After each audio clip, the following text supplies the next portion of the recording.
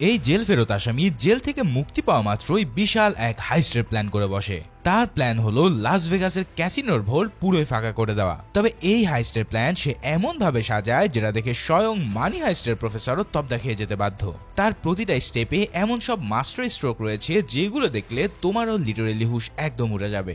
তো শেষে এই ডাকাতি কোন লেভেলে চলে যায় তা জানতে নিয়ে এলাম মাস্টারপিস মুভি ওশান 11 এর এক্সপ্লেনেশন। তো চলো আর প্যাচাল না বাড়িয়ে শুরু করা যাক আজকের মুভি এক্সপ্লেনেশন। মুভি শুরুতে এই স্যুটটাই পরা স্মার্ট লোকটাকে দেখে বিজনেসম্যান কিংবা বড় কোনো কর্মকর্তা ভাবলে একেবারেই ভুল করবে। এই লোক একজন প্রফেশনাল ঘাঘু চোর। 4 বছর আগে ড্যানিয়ান ওশান নামের এই ব্যক্তিকে চুরির দায়ে সাজা শোনানো হয়। আজ তার প্যারেলে মুক্তির দিন। তবে মুক্তি পাওয়ার আগে প্যারেলের শুনানিতে সে জেলের অফিসারদেরকে জানায় যে 4 বছর আগে তার স্ত্রী তাকে চলে যাওয়ার কারণে সে ভীষণ ডিপ্রেস হয়ে গিয়েছিল, তাই না জেনে সে কুপথে পা বাড়িয়েছে। তবে এখন তো তার সামনে পড়ে আছে সম্পূর্ণ মুক্তির জীবন। তাকে প্যারা দেওয়ার জন্য তার লাইফে স্ত্রীও নেই, সো সে তার লাইফের বাকি সময়টা একজন ভালো মানুষের মতোই পার করতে চায়। আর বিচারকরাও তার এই কথা শুনে সন্তুষ্ট হয়ে তাকে মুক্তি দেয়। কিন্তু তার চেহারা দেখে তোমাদের কি মনে হচ্ছে এ আদৌ কি কোনো সত্যি কথা বলছে? কারণ তার চোখে মুখে খেলা করছে এক ধূর্ত ভাব, যেন তার মনে বিরাট কোনো প্ল্যান রয়েছে। যাই হোক, জেল থেকে মুক্তি পাওয়ার পর ড্যানিয়েল তার চেহারায় দারুণ একটা ট্রান্সফরমেশন করে নেয়। সাফ সুতরো হয়ে স্যুট টাই পরে সে এমন সাজ নেয় যাতে দেখেই মনে হবে না যে সে সদ্য জেল থেকে ছাড়া পেয়েছে।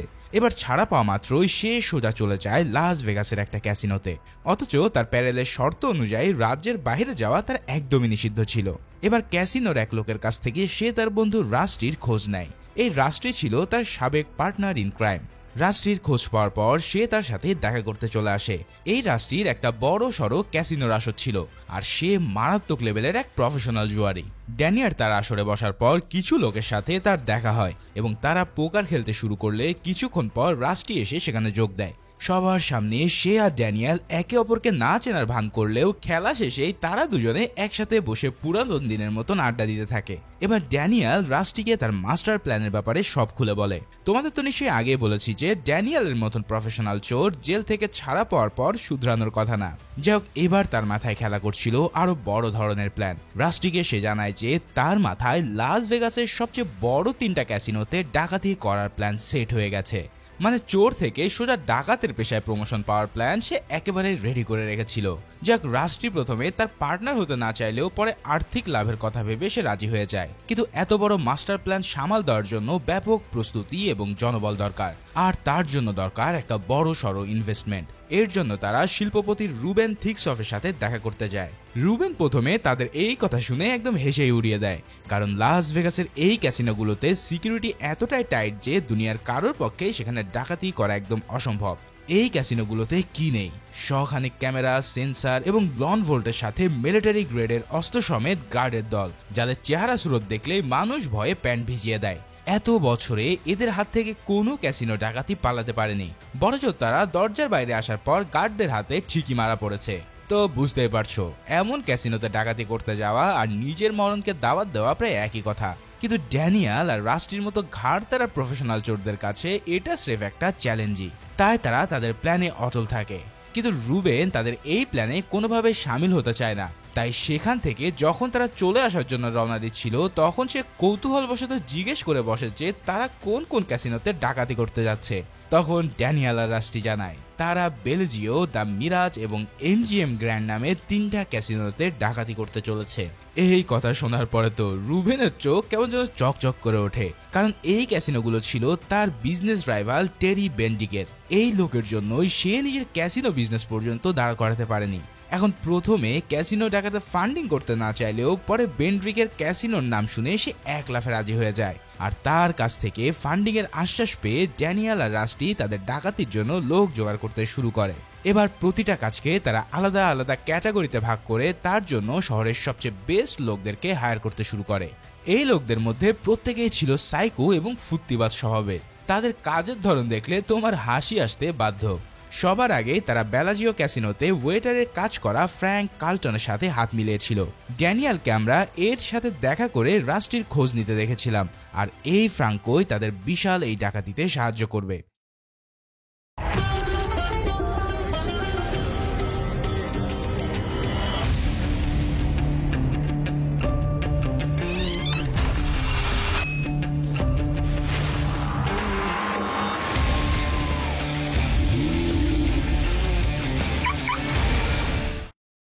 এবার ডাকাতি শুরু করার আগে তারা ভার্জিল এবং টার্ক নামে দুজন মেকানিক ভাইকে হায়ার করে। এরা যে কোনো ধরনের চুরি ডাকাতির মিশনে মেকানিক এবং ড্রাইভার হিসেবে কাজ করতে উস্তাদ। এরপর একে একে তারা সার্ভেলেন্স এক্সপার্ট লিভিংস্টোন, পুরাতন চোর সিউল এবং জিমন্যাস্টিক এক্সপার্ট ইয়ানকে হায়ার করে নেয়। এদের প্রত্যেকেই যে কোনো ডাকাতির জন্য বেস্ট ক্রু। তাদের সবাইকে হায়ার করার পর তারা অ্যামিনিশনের দিকে মনোযোগ দেয়। এর জন্য তখন অ্যামিনিশন এক্সপার্ট বেশারের নাম আসে তাদের মাথায়। বেশার নিজেই তখন একটা ব্যাংক ডাকাতি করতে ব্যস্ত ছিল। তার এক্সপ্লোসিভ দিয়ে ব্যাংকের ভোল খোলার স্টাইল দেখলে যে কারোর মাথার হুঁশ একদম উড়ে যাবে। এই টেকনিক ব্যবহার করে সে ভল্ট খুলতে পারলেও তার লোকেরা সিকিউরিটি অ্যালার্ম ঠিকভাবে বন্ধ করতে পারেনি। তাই তো ভল্টে ঢোকার সঙ্গে সঙ্গে প্রচন্ড জোরে সিকিউরিটি অ্যালার্ম বেজে উঠলে পুলিশ এসে তাদেরকে ধরে নিয়ে যায়। ঘাড় ধরে তাকে বের করার সময় হঠাৎ সেখানে রাস্টি এসে হাজির হয়। সে পুলিশ অফিসারদের কাছে নিজেকে ফায়ার আর্মস ডিপার্টমেন্টের অফিসার বলে পরিচয় দিয়ে একটা ফেক আইডি কার্ড দেখায়। এরপর পুলিশ অফিসারদের অন্যত্র পাঠিয়ে দিয়ে সে নিজেই বেশারকে হ্যান্ডেল করার ভান করে, কিন্তু পরক্ষণে পুলিশের চোখ ফাঁকি দিয়ে একটা এক্সপ্লোশন ঘটিয়ে তারা সেখান থেকে ভেগে যায়। তারা দুজনে কিন্তু একে অপরকে আগে থেকে চিনত, আর রাষ্ট্রীয় প্ল্যান শোনার পরেই তার কথায় সে লাফিয়ে রাজি হয়ে যায়। এভাবেই তারা 7 জন লোককে হায়ার করে নেয়, যাদের প্রত্যেকেই কোনো না কোনো বিষয়ে এক্সপার্ট ছিল। সবশেষে লাইনাস নামের এক প্রফেশনাল পকেট মার্কেও নিজেদের দলে তারা ভিড়িয়ে নেয়। হায়ার করা 8 জন সহ ড্যানিয়েল, রাস্টি আর রুবিন মিলে হয়ে যায় মোট 11 জনের টিম। আর এবার এই সবাই মিলে তারা লাস ভেগাসে রুবেনের বাড়িতে এসে ওঠে। রাতের বেলায় ড্যানিয়েল সবাইকে ডেকে তাদের কাজের ব্যাপারে ব্রিফ করতে শুরু করে। বেলাজিও, দ্য মিরাজ এবং এমজিএম গ্র্যান্ড লাস ভেগাসের অন্যতম বড় 3টা ক্যাসিনো।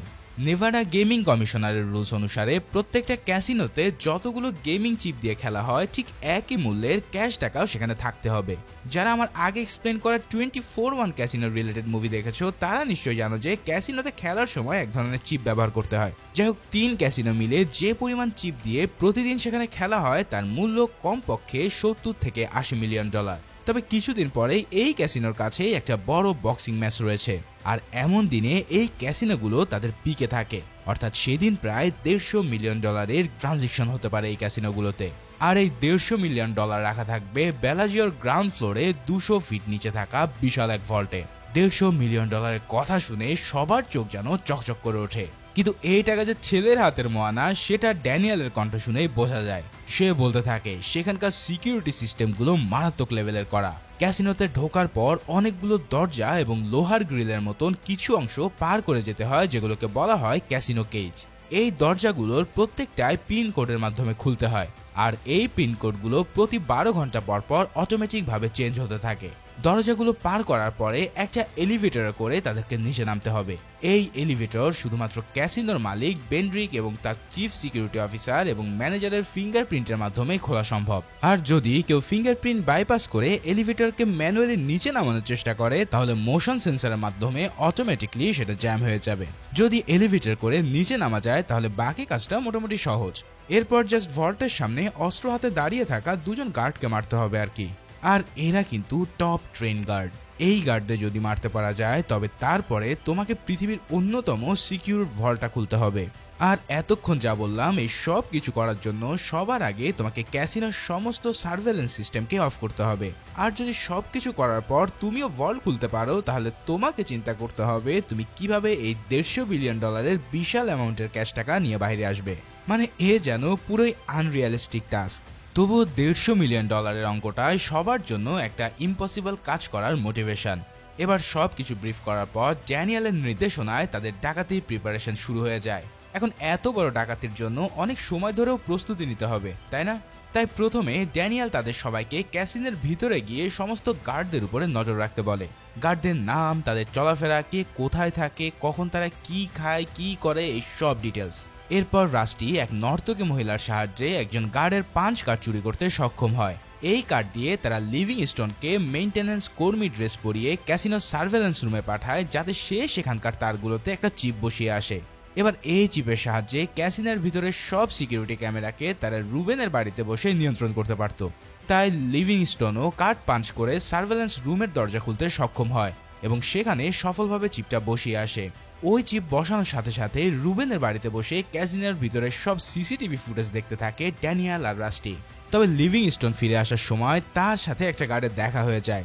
স্বাভাবিকভাবেই সে দরজা খুলতে যায়, কিন্তু হঠাৎ পিছন থেকে ওই গার্ড তাকে ডাকতে শুরু করলে সে ভীষণ ভয় পেয়ে গিয়ে দ্রুত বেরিয়ে যেতে চায়। তবে গার্ড এসে তার হাতে ফোন ধরিয়ে দিয়ে বলে যে এটা আপনি ফেলে এসেছিলেন। মানে তাড়াহুড়ো করে সে নিজের ফোনটাকে সেখানে ফেলে আসতে যাচ্ছিল।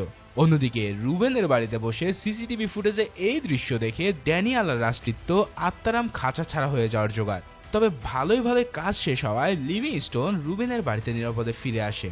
অন্যদিকে ড্যানিয়াল ব্যাশারকেও এই ক্যাসিনোর পাওয়ার সাপ্লাই দেখে আসতে বলেছিল, কারণ ডাকাতির রাতে তাদেরকে এই পাওয়ার সাপ্লাইটা কাট করতে হবে। এছাড়াও লাইনাসকেও তারা বেলুনওয়ালার ছদ্মবেশে ক্যাসিনোর ভিতরে তদারকি করতে পাঠায়।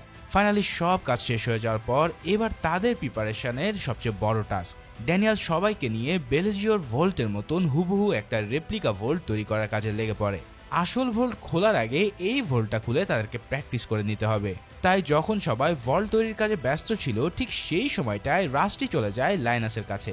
লাইনাস বেশ কিছুদিন ধরে বিভিন্ন বেশে ক্যাসিনোর ভিতরে ঢুকে নজর রাখছিল।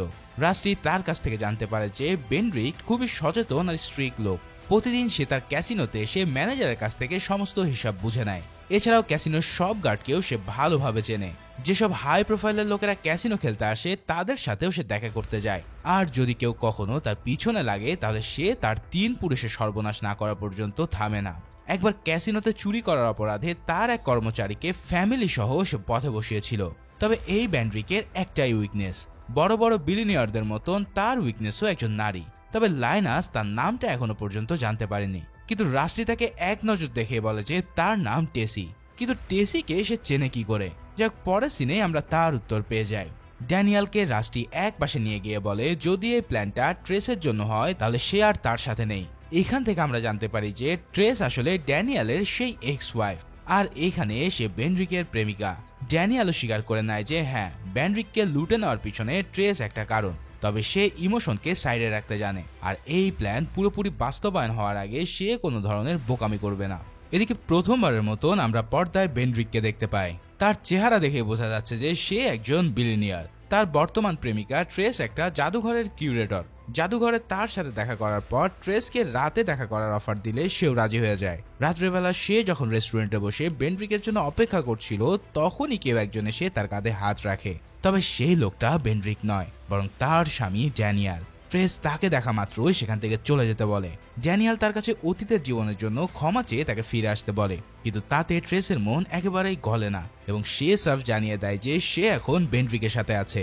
ট্রেস তাকে বলে যে সে জানে না সে কি করছে, কারণ বেন্ড্রিক এসে তাকে দেখতে পেলে কেলেঙ্কারি হয়ে যেতে পারে। কিন্তু ড্যানিয়াল আসলে ভালো করেই জানতো যে সে কি করছে।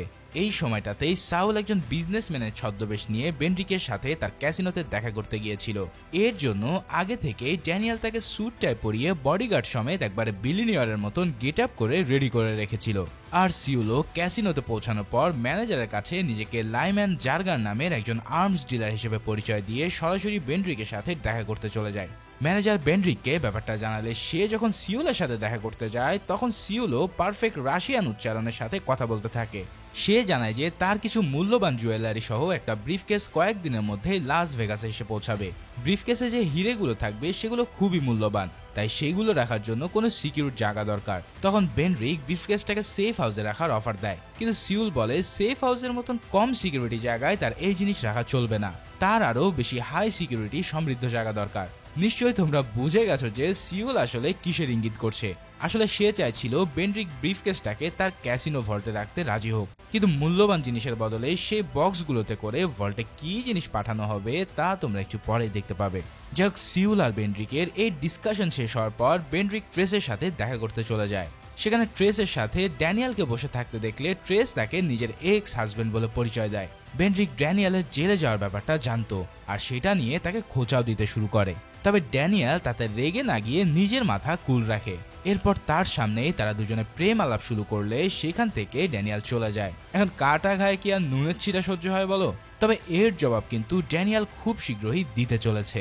রুবেনের বাড়িতে ক্যাসিনোর ভল্ট রুমের একটা অবিকল রিপ্লেকা তৈরি করার পর সে তার ক্রুদেরকে নিয়ে সেখানে প্র্যাকটিস শুরু করে দেয়। ক্যাসিনোর ভিতরে টাকার বক্সে করে আস্ত জিমন্যাস্টিক ইয়ানকে পাঠিয়ে তার মাধ্যমে ভিতর থেকে ভল্টের দরজার খোলার প্ল্যান আগে থেকেই করা হয়েছিল। ইয়ানও প্র্যাকটিসের সময় তার কারিশমা দেখিয়ে প্রমাণ করে যে এই কাজের জন্য সে একদমই পারফেক্ট। তবে এই প্র্যাকটিস সেশনের মধ্যেই হঠাৎ গায়ে নোংরা মাখা অবস্থায় বেশার এসে হাজির হয়। ড্যানিয়েল তাকে পাওয়ার সাপ্লাই চেক করতে পাঠিয়েছিল, তাই আন্ডারগ্রাউন্ড টানেলে ঢুকে তার এই অবস্থা। যাই হোক, সে জানায় যেই পাওয়ার সাপ্লাইকে তাদের উড়িয়ে দেওয়ার কথা ছিল তাতে আজকে কোনো একটা গন্ডগোল হয়ে গেছে, আর ক্যাসিনোর লোকেরা ইলেকট্রিশিয়ান দেখে সেটা মেরামত করার চেষ্টা চালাচ্ছে।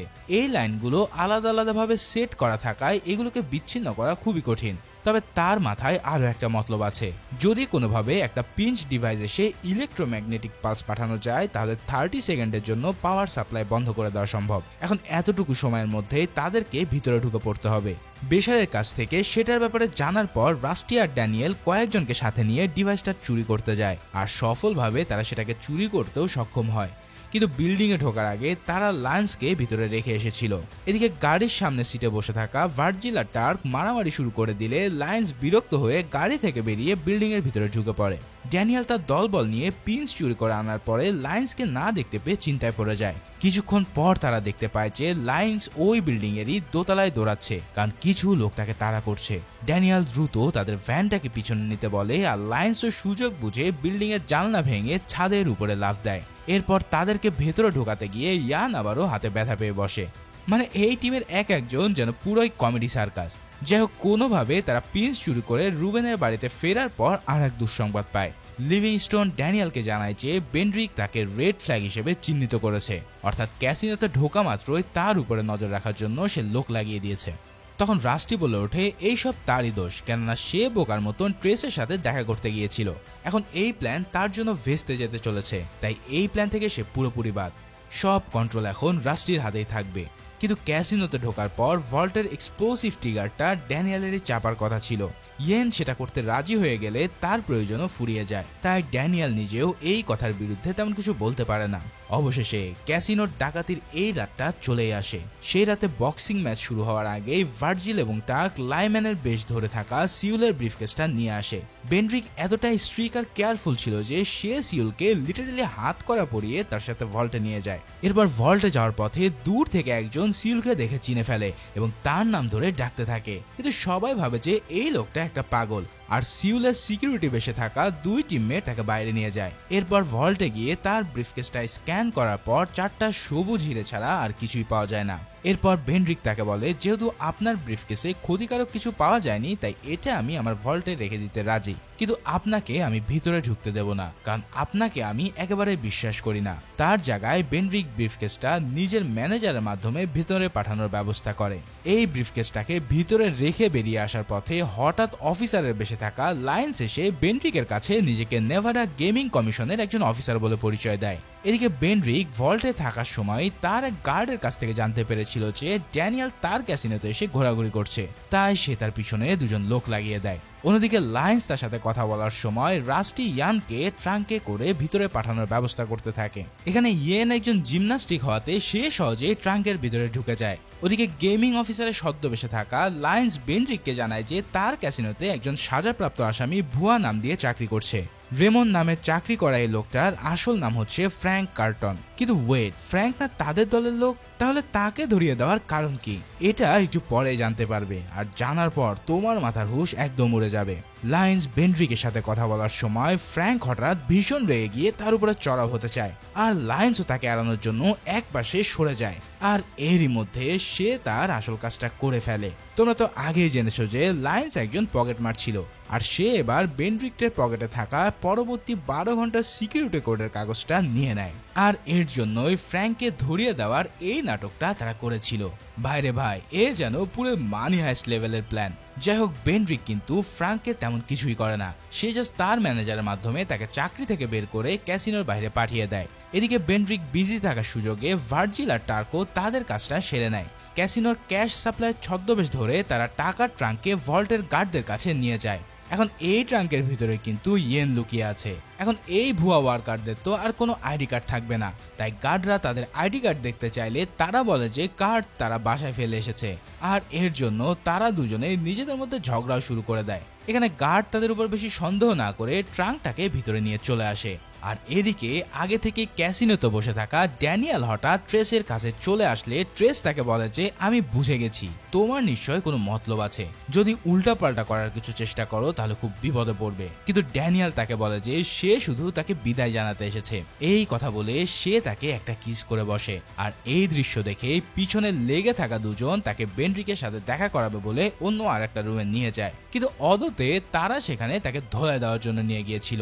আর এই ধোলাই দেওয়ার জন্য সেখানে রেডি ছিল গাট্টা গোট্টা এক লোকটা ওই দুজন গার্ডের সামনে তার মুখে কষে এক ঘুষি মারে। কিন্তু গার্ডরা যখন তাকে মার খাওয়ার জন্য রেখে চলে যায় তখন ওই লোকটা বলে বসে যে সরি ভাই, আমি একটু জোরেই মেরে দিয়েছি। মানে এই লোকটাও আগে থেকে ড্যানিয়েল কিনে রেখেছিল। এখন এই লোক তাকে সোজা এলিভেটরের উপরের অংশে নিয়ে যায়। ড্যানিয়েল আর দেরি না করে লিফটের উপরের অংশে উঠে পড়ে। এদিকে এই সময়টায় লাইন্স একে একে সব সিকিউরিটি ডোর পাস করে এলিভেটরের কাছে এসে পড়ে। ঠিক সেই মুহূর্তেই এক গার্ড তাকে সিসিটিভিতে দেখে সন্দেহ করে বসে। কিন্তু এদিকে আবার সিউল তার খেলা দেখাতে শুরু করে। অনেকক্ষণ ধরে তাকে ভল্টের ভিতরে রাখা ব্রিফকেসের ছবিটা দেখানো হচ্ছিল।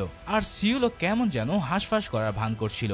যেই সময়টায় গার্ড লাইন্সকে সিসিটিভি ফুটেজে দেখে ফেলে ঠিক তখনই সিউল হার্ট অ্যাটাক করার ভান করে নিচে পড়ে যায়। এই কারণে সবার মনোযোগ মনিটর থেকে সরে গিয়ে তারা ডাক্তার ডাকতে শুরু করে। আর এই সুযোগেই লিভিংস্টোন পুরো সিসিটিভিতে পুরাতন এক ফুটেজ চালিয়ে দেয়, কারণ আগে থেকেই তার হাতে ক্যাসিনোর সমস্ত সিসিটিভির কন্ট্রোল ছিল। কি এবার বুঝতে পারছো তো সিউল কেন এই হার্ট অ্যাটাকের ভং ধরেছিল? ভাইরে ভাই, কি লেভেলের মাস্টার প্ল্যান না সাজিয়েছে এরা। এরপরে কাণ্ড দেখলে তোমরা আরো বেশি চমকে যাবে। সিউলকে দেখার জন্য যে ডাক্তারকে দেখা হয়েছিল সে ছিল রাস্টি। সে এসে কিছুক্ষণ সিউলের বুকে চাপাচাপি করার পর তাকে মৃত ঘোষণা করে। আর এরপর ছদ্মবেশে থাকা ভার্জিল আর টার্কের সাহায্যে সে তাকে বাইরে নিয়ে যায়। এই মোমেন্ট দেখে আমি আর আমার হাসি দমিয়ে রাখতে পারিনি। যাক, এদিকে লাইন্স এলিভেটরের ঢাকনা খুলে সেখানে ড্যানিয়েলকে বসে থাকতে দেখে পুরোই চমকে যায়। এরপর সে বুঝতে পারে যে রাস্তির সাথে তার ঝগড়া আসলে কেবলই একটা ভং ছিল। এদিকে লাইন্স আর ড্যানিয়েল লিফটের বাইরের দিকে দড়ি লাগিয়ে সেখান থেকে ঝুলে পড়ে। এরপর তারা লিভিংস্টোন এবং বেশারকে সিগন্যাল দেয়। বেশার আগে থেকে তার পিঞ্চ ডিভাইসটা নিয়ে রেডি ছিল, তাই সিগন্যাল পাওয়া মাত্রই সে তার ডিভাইসটা চালু করে দেয়। আর মুহূর্তে একটা ছোটখাটো বিস্ফোরণে বিশাল ম্যাগনেটিক পালস জেনারেট হয় এবং 30 সেকেন্ডের জন্য পুরো লাস ভেগাসেরই ইলেকট্রিসিটি চলে যায়। ঠিক এই সময়টাতে বেন্ড্রিক ট্রেসিকে নিয়ে সেই বক্সিং ম্যাচ দেখা ব্যস্ত ছিল। তার কোনো খবরই ছিল না যে ক্যাসিনোর ভিতরে কি কাণ্ড চলছে। এদিকে অন্ধকারের সুযোগে লাইন্স আর ড্যানিয়েল উপর থেকে লাইট স্ট্রিপ নিচে ফেলে দিয়ে সেই আলোতে দড়ির সাহায্যে নিচে নেমে পড়ে। আর পরক্ষণে 30 সেকেন্ডের মাথায় ইলেকট্রিসিটি আবারও এসে পড়ে। কিন্তু কাজটা ততক্ষণে হয়ে গেছে। লাইন্স আর ড্যানিয়েল এখন ক্যাসিনোর কেজের ভিতরের ভল্টের সামনে। কিন্তু তখনও সেখানে দুজন গার্ড ছিল, কিন্তু তারা এবার সহজেই তাদেরকে এক ধরনের ডিভাইস দিয়ে অজ্ঞান করে দেয়। এরপর তাদেরকে সরিয়ে নিয়ে তারা দরজার সামনে চলে আসে। এখন এই ভল্টের ভিতরেও আরো একটা ভল্ট ছিল যার ভিতরে আসলে টাকা থাকতো, আর বাইরের দিকের অংশে থাকতো মূল্যবান জিনিস। সিউলের ব্রিফকেসটাও ঠিক সেখানেই ছিল।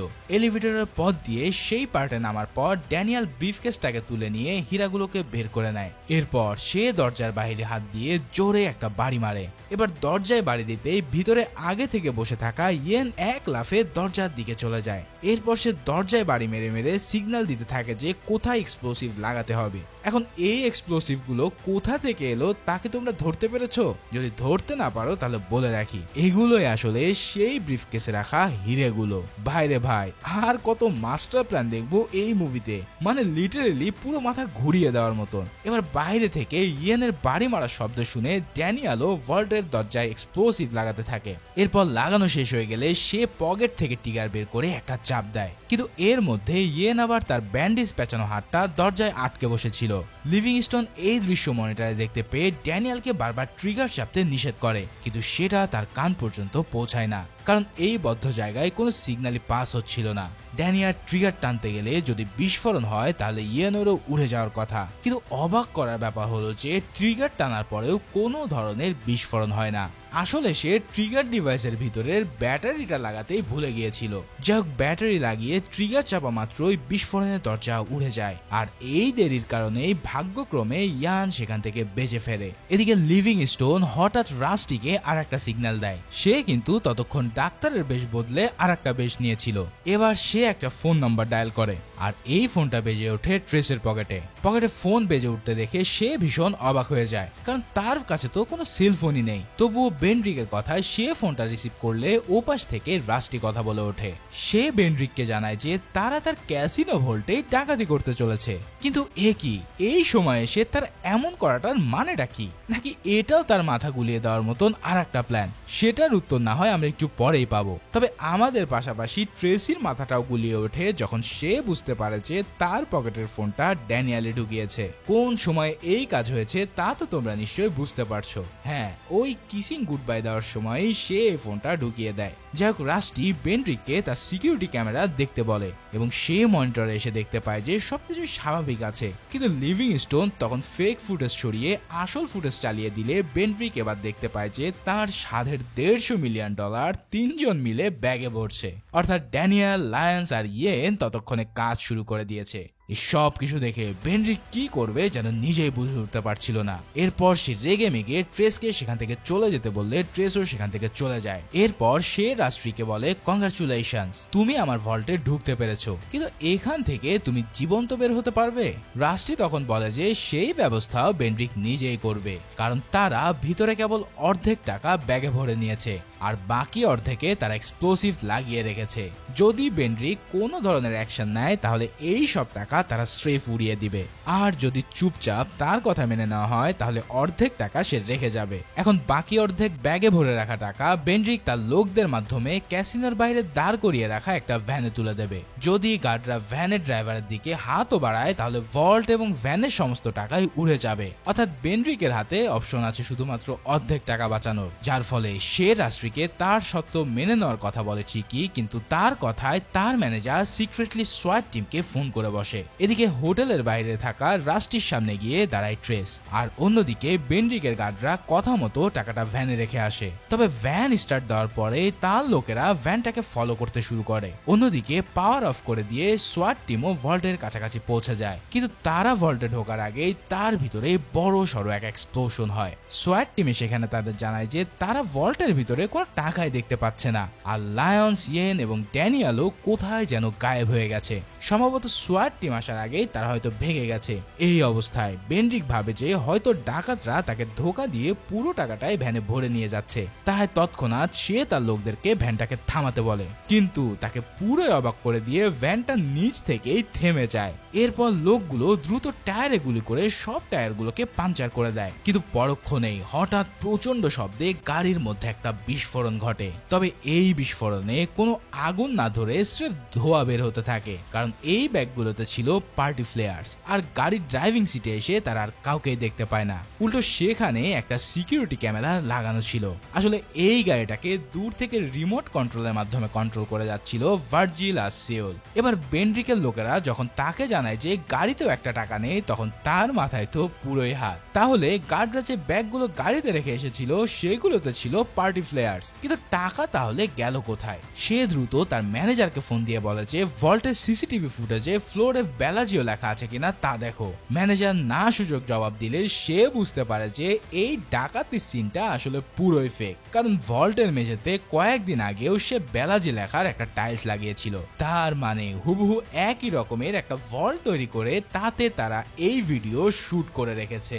বাইরে ভাই, জাস্ট চিন্তা করো এটা কোন লেভেলের প্ল্যানিং। এই শুটিংটা কোথায় হয়েছে তা তো তোমরা বুঝতেই পারছো। এটা হয়েছিল রুবেনের বাড়িতে, সেই ভল্টের ভিতরে। আসলে ওখানে কোনো প্র্যাকটিস ছিল না, মূলত সেটা ছিল একটা মাস্টার স্ট্রোক। এখানে মজার ব্যাপার হচ্ছে এই ফুটেজ দেখানোর আগেই ড্যানিয়েলরা সব টাকা নিয়ে সরে পড়েছিল, আর কাজ শেষেই তাদেরকে ভল্টের ভিতরে বিজিয়ে রেখে সুযোগ মতে তারা ক্যাসিনো থেকে সরে পড়ে। মানে এ যেন পুরোই মানি হাইস্টকেও টেক্কা দেওয়ার মতো প্ল্যান। এখন এটাও রিভিল হয় যে যেই সোয়াট টিমকে বেনড্রিক কল দিয়েছিল সেই কল আসলে গিয়েছিল লিভিংস্টোনের কাছে, আর সোয়াট টিম সেজে রাস্টি তার দলবল নিয়ে ভল্টের ভিতরে এক্সপ্লোশন ঘটিয়েছিল, আর এরপরে টাকাগুলো নিয়ে তারাই সোয়াটের গাড়িতে করে বেরিয়ে পড়েছে। মানে এই প্ল্যান দেখে স্বয়ং মানি হাইস্টের প্রফেসরও যেন থ বনে যেতে বাধ্য। এদিকে বেনড্রিকের তো পুরো বেহাল দশা, সে বুঝতে পারছিল না যে সে কি করবে। রাগে দুঃখে তার হঠাৎ মনে হয় যে এই ঘটনার পিছনে ড্যানিয়েলের কোনো হাত নেই তো।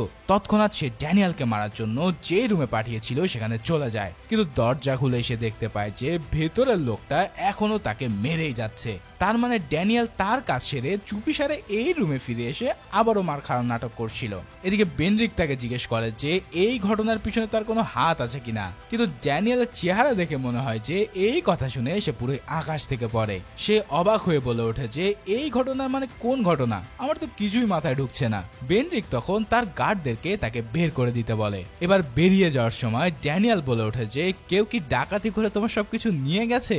ঠিক এই কথাটা শুনে বেনরিক তখন তাকে শেষবারের মতন ডাকাতির পিছনে হাত আছে কিনা তা স্বীকার করতে বলে, কিন্তু ড্যানিয়েল সেটা জবাব না দিয়ে জিজ্ঞেস করে যে যদি আমি তোমার টাকা ফিরিয়ে আনতে পারি তাহলে তুমি কি ট্রেসিকে ছেড়ে দেবে। বেনরিক তখন বলে যে হ্যাঁ অবশ্যই আমি ছেড়ে দেব। আর এখান থেকে প্রমাণ হয় যে তার কাছে টাকাটাই সবকিছু।